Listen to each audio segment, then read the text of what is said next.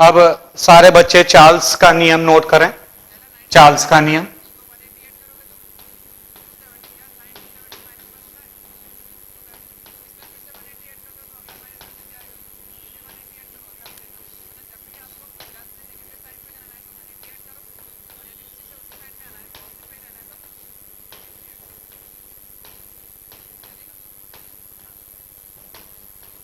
ये ज्यादा इंपॉर्टेंट है। इंपॉर्टेंट तो बॉयल का नियम भी है, बट ये बहुत ज्यादा इंपॉर्टेंट है। आईआईटी जेईई के हिसाब से इसका जो इसकी जो स्टेटमेंट है, इसका जो कथन है, जो चार्ल्स ने कहा है, वो भी बहुत ज्यादा इंपॉर्टेंट है। तो सारे बच्चे उसको नोट करिएगा। स्थिर दाब पर, स्थिर दाब पर, स्थिर दाब पर निश्चित द्रव्यमान,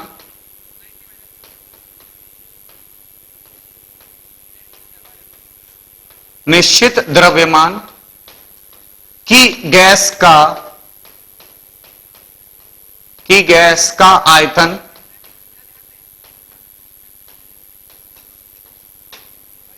ताप के बढ़ाने पर, ताप के बढ़ाने पर बढ़ता है,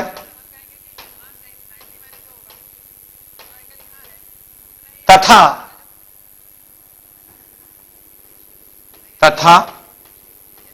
ताप के घटाने पर घटता है।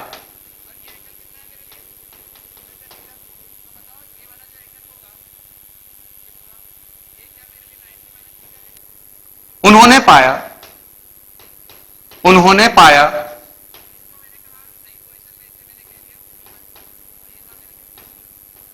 कि उन्होंने पाया कि ताप के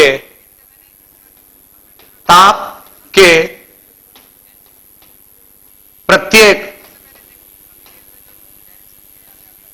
1 डिग्री सेंटीग्रेड में वृद्धि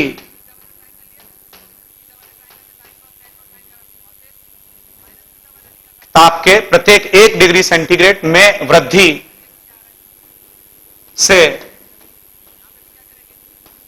किसी गैस की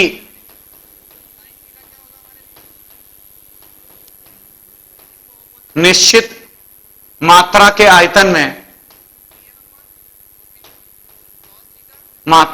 आयतन में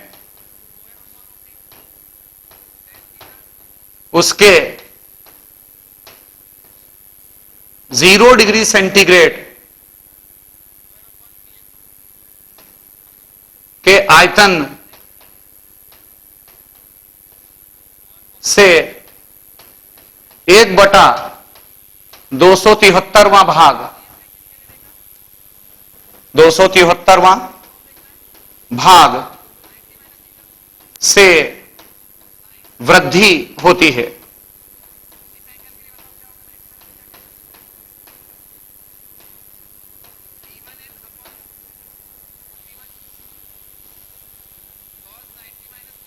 सारे बच्चे उसको बराबर से नोट कर लीजिएगा। खास कर जो उन्होंने पाया कि ताप के प्रत्येक 1 डिग्री सेंटीग्रेड में वृद्धि से किसी गैस की निश्चित मात्रा के आयतन में उसके 0 डिग्री के आयतन से 1/273 वे भाग में वृद्धि होती है। क्या मतलब इस चीज का? बहुत ही इंपॉर्टेंट है। मतलब ये जो स्टेटमेंट आपके सामने लिखा हुआ है, राइट, ये बहुत ही ज्यादा इंपॉर्टेंट है। इस बात को जस्टिफाई करने के लिए, इस बात को समझाने के लिए, राइट, मैं आपके सामने एक छोटा सा डेरिवेशन ले रहा हूं। सारे बच्चे उसको बिल्कुल ध्यानपूर्वक समझिएगा। राइट, ये मैं मिटा रहा हूं अभी।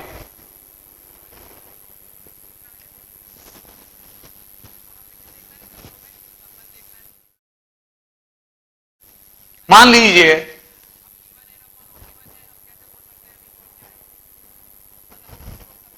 माना कि 0 डिग्री सेंटीग्रेड पर किसी गैस का आयतन, किसी गैस का आयतन V0 है, तब 1 डिग्री सेंटीग्रेड में वृद्धि से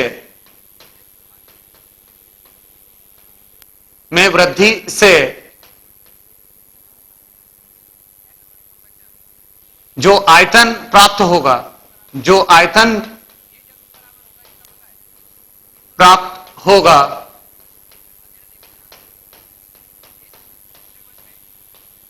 जिसको हम V1 से रिप्रेजेंट कर रहे हैं, प्राप्त होगा V1, तो हम बोलेंगे V1 is equal to 0 degree centigrade पर जो गैस है उसका आयतन आपने V0 माना है। इसका मतलब यह हुआ कि अगर आप ताप में 1 डिग्री सेंटीग्रेड से वृद्धि कर दोगे तब 1 डिग्री सेंटीग्रेड, तब ताप में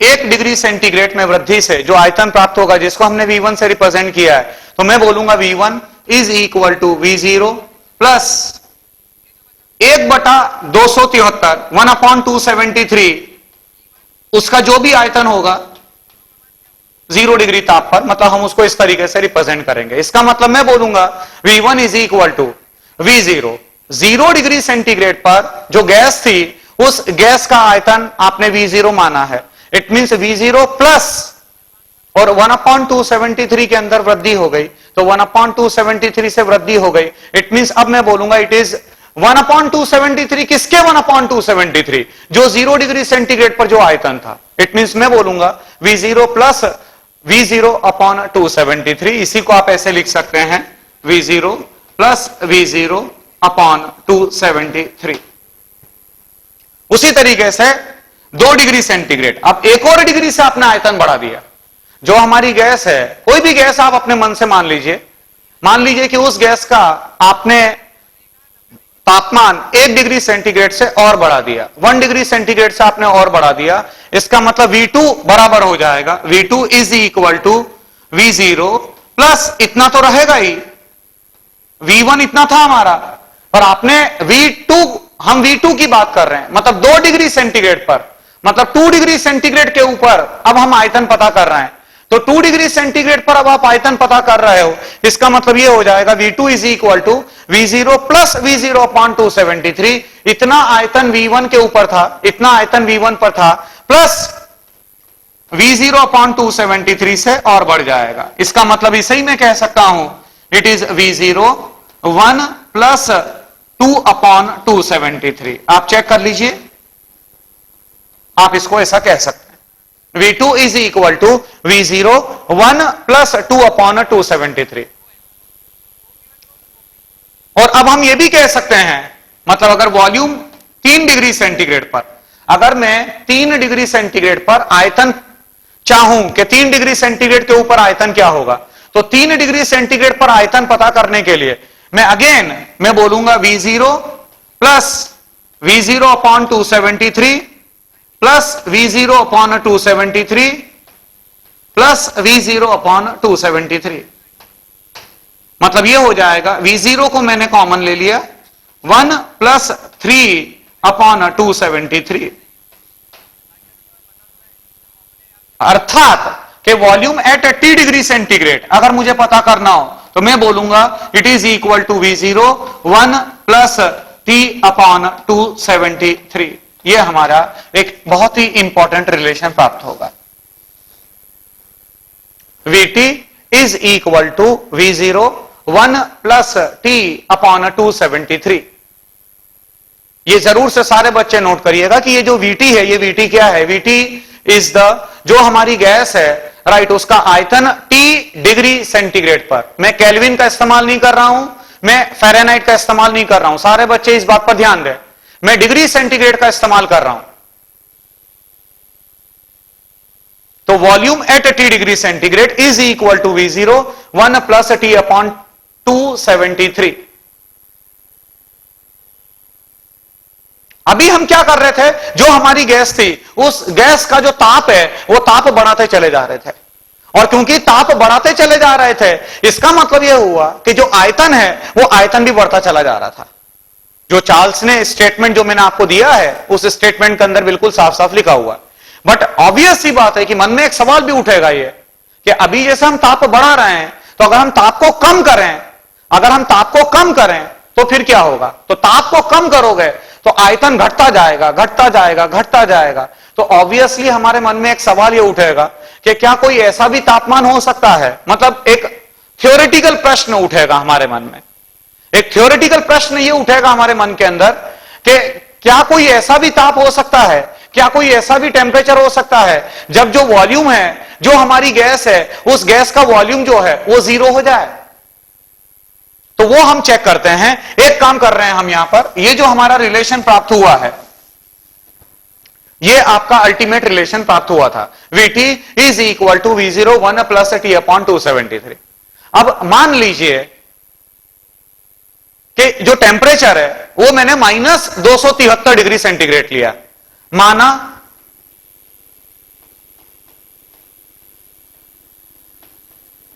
कि तापमान -273 डिग्री सेंटीग्रेड है, तब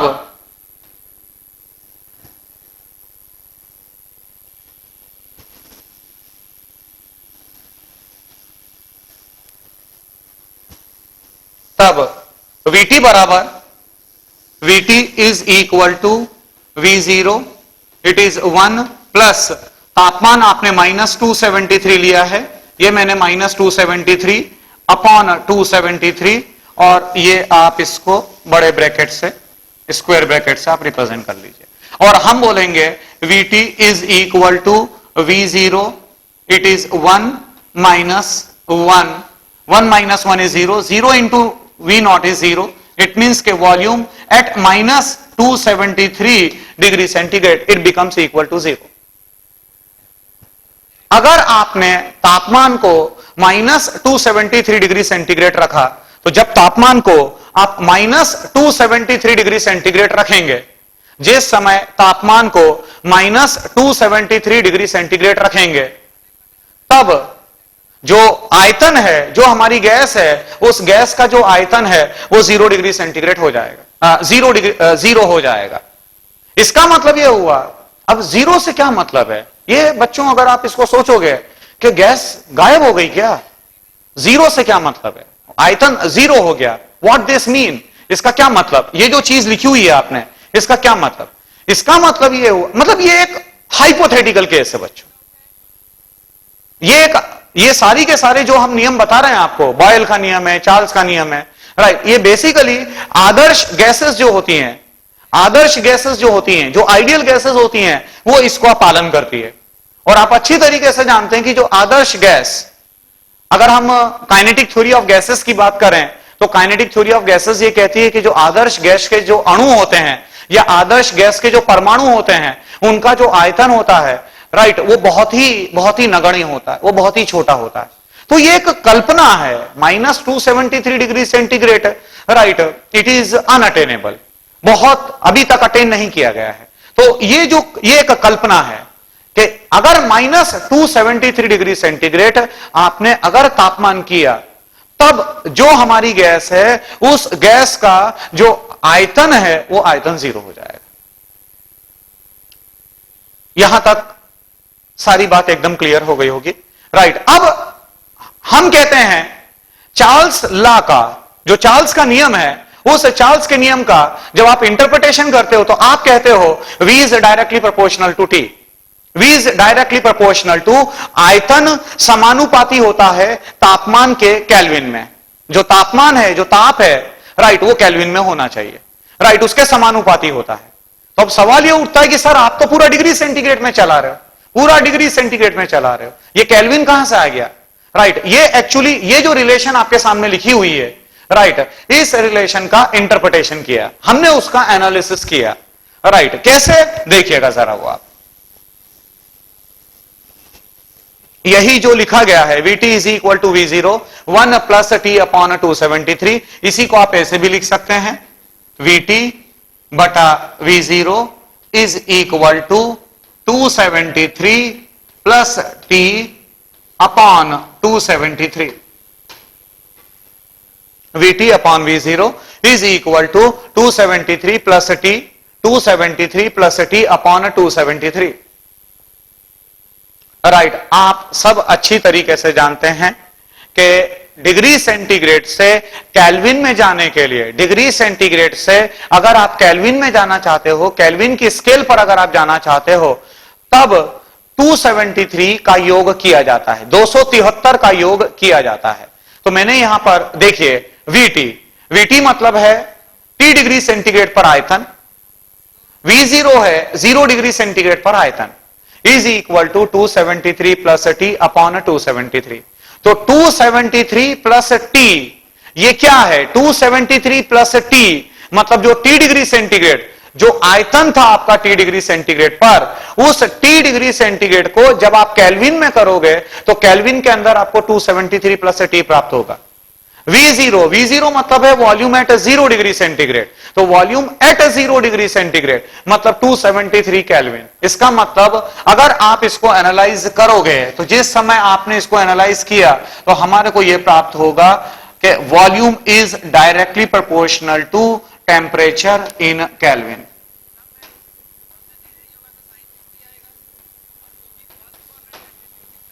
volume is directly proportional to temperature in kelvin.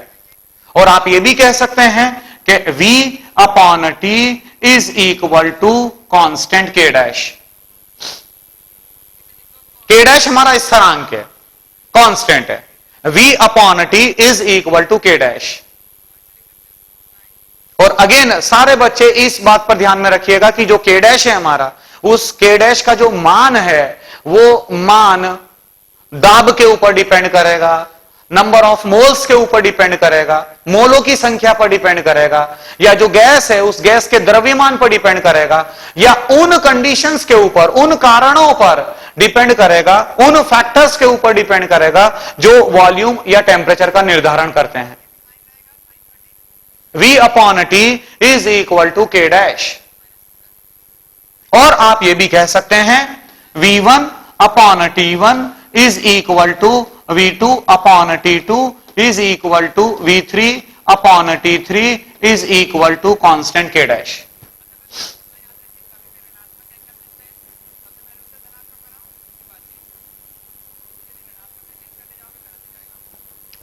अगर वक्र के हिसाब से देखें, ग्राफिकली अगर आप इसको देखोगे तो ये आपको इस तरीके से मिलेगा। यहां पर हमने लिया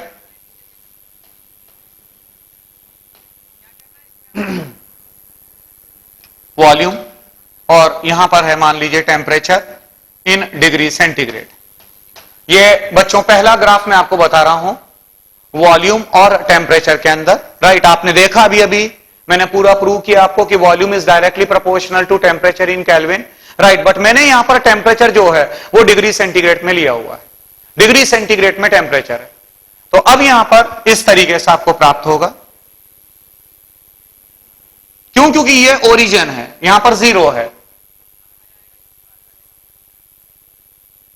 राइट, तो यहां पर क्योंकि ये ओरिजिन है और यहां 0 डिग्री सेंटीग्रेड ताप है, और आप अच्छी तरीके से जानते हैं, सारे बच्चे अच्छी तरीके से जानते हैं कि 0 डिग्री सेंटीग्रेड के ऊपर कोई गैस है, कोई आदर्श गैस है, उसका वॉल्यूम 0 नहीं होता। इसीलिए मैंने कुछ इंटरसेप्ट लेकर कुछ हाइट पर से इसकी शुरुआत करी है। ये जो वक्र बना रहा हूं मैं आपके सामने, जो ये ग्राफ है, राइट, इसको मैं सर्टेन हाइट से शुरू कर रहा हूं। राइट, दूसरा ग्राफ अगर आप देखोगे,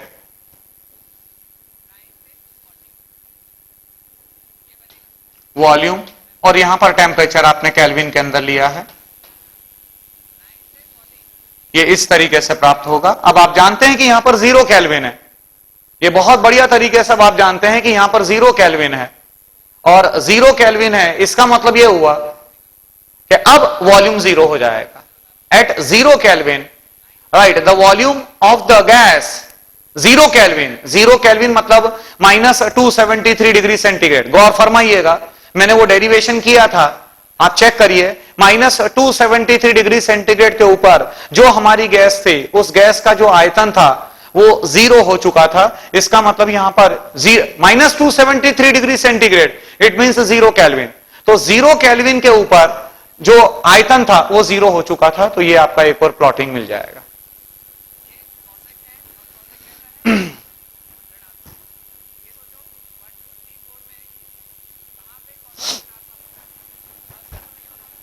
एक और प्लॉट आप ले सकते हैं।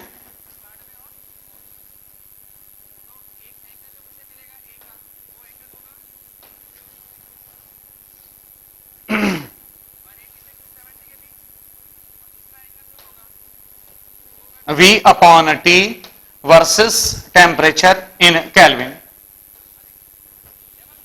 Temperature in kelvin, right. ये आपका तीसरा ग्राफ मैंने प्लॉट किया है, V by T versus temperature in kelvin. आप अच्छी तरीके से जानते हैं, यहां पर लिखा हुआ है कि V अपॉन टी हमारा कांस्टेंट है, और क्योंकि V अपॉन टी हमारा कांस्टेंट है, इसका मतलब V अपॉन टी के अंदर किसी तरह का कोई परिवर्तन नहीं आएगा। अगर टेम्परेचर आप बढ़ाते चलोगे तो जैसे जैसे आप टेम्परेचर बढ़ाओगे उसी हिसाब से जो आयतन है वो आयतन में भी वृद्धि होती चली जाएगी।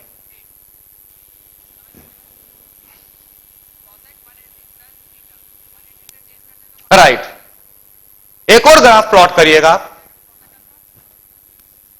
ये मैं अलग अलग, ये गौर से ध्यान रखिएगा, जिस समय आप चार्ल्स के नियम की बात करते हैं, तो जिस समय आप चार्ल्स की बात करते हैं तो उस समय जो दाब है वो दाब कांस्टेंट रखा जाता है। स्थिर दाब पर आप बात करते हो, स्थिर दाब पर किसी निश्चित द्रव्यमान। तो इसीलिए यहां पर अपन एक और प्लॉटिंग कर सकते हैं। यहां पर हमने लिया वॉल्यूम, यहां पर हमने लिया टेम्परेचर, और जो ग्राफ हमारे को मिलेगा, प्राप्त होगा,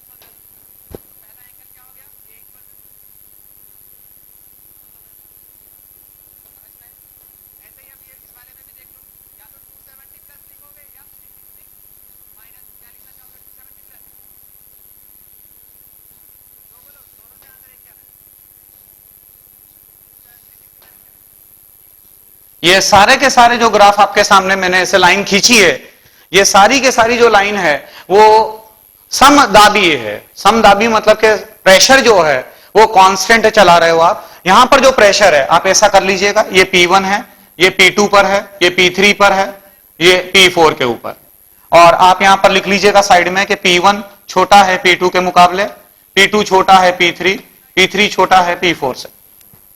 राइट, चेक करिएगा, बिल्कुल गौर से चेक करिएगा कि एक्स एक्सिस के ऊपर मैंने तापमान ले रखा है, वाई एक्सिस के ऊपर वॉल्यूम है, आयतन है, और आप गौर से चेक करिए कि सारे के सारे जो हमारी लाइंस हैं वो सारी के सारी लाइन एक बिंदु पर आकर मिल रही है। वो जो बिंदु है वो -273 डिग्री सेंटीग्रेड है, क्योंकि आप सभी अच्छी तरीके से जानते हैं कि -273 डिग्री सेंटीग्रेड के ऊपर, -273 डिग्री सेंटीग्रेड के ऊपर जो आयतन है वो आयतन जो है वो 0 हो जाता है। -273 डिग्री सेंटीग्रेड मतलब 0 केल्विन, राइट, 0 केल्विन, राइट, जो परम ताप माना जाता है, परम ताप, केल्विन मतलब परम ताप के ऊपर आप बात कर रहे हो। ये बच्चों पूरा के पूरा मैंने चार्ल्स का नियम आपके सामने बताया, उसका फार्मूला, उसका वक्र, उसका जो सूत्र, वो